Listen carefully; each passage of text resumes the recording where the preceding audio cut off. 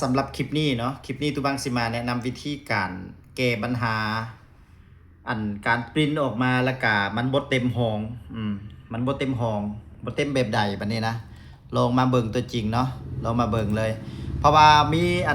ครูอาจารย์เพิ่นบางคนเพิ่น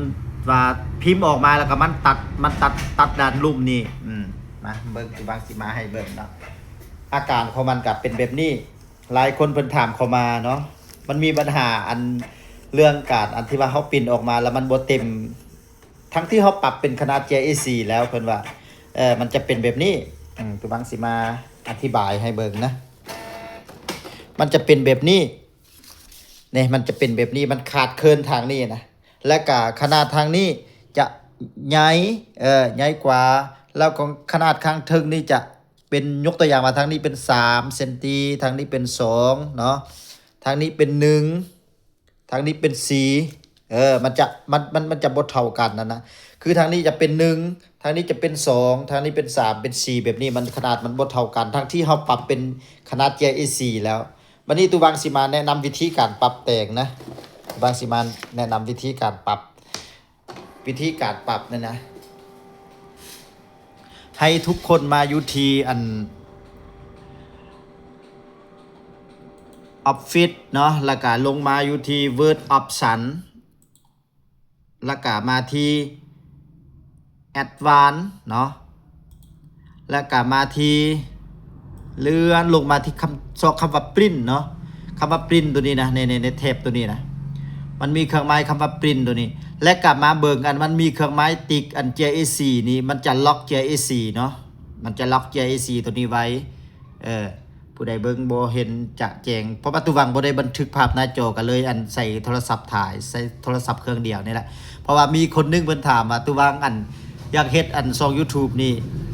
เฮามีหยังเดอุปกรณ์นะตุบังแนะนำว่ามีแต่โทรศัพท์เครื่องเดียวนี่ก็เฮ็ดได้นะคือตอนนี้ตุบังก็ถ่ายแบบนี้แล้วก็อัพลง YouTube ผู้ใดที่ว่ามีส่ง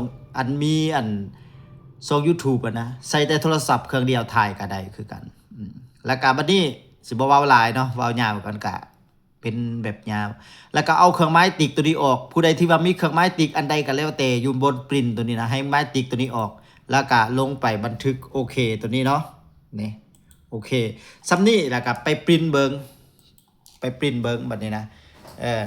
แล้วมันอาการตัวนั้นมันจะดีขึ้นเลยไปเบิ่งตัวจริงเนาะบางคนก็ว่าทุกภาคจะบ่ได้ตัดต่อเด้ภาพตัวนี้นะแล้วก็ติดตามช่อง YouTube ตุบังนะพิมพ์เป็นภาษาไทยว่าตุบังไรสารคดีแล้วก็เห็นรูปโปรไฟล์ของตุบังก็คือรูป Facebook นี่แหละบ่ว่าจะเป็นรูป WhatsApp บ่รูป YouTube แล้วก็รูป Facebook นี่นะมีแต่สารคดีเด้อบ่ได้แม่นไรสารคดีเด้นี่ขนาดของมันก็จะเป็นเต็มแบบนี้เลย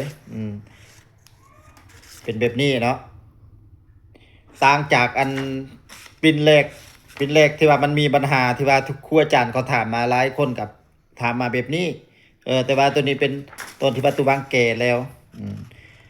บอกว่าจะเป็นออฟฟิศรุ่นใดกะใช้วิธีเดียวกันนะเข้าไปที่ออฟฟิศแล้วก็ไปที่ Word Option แล้วก็ไปที่ Advanced แล้วก็ไปที่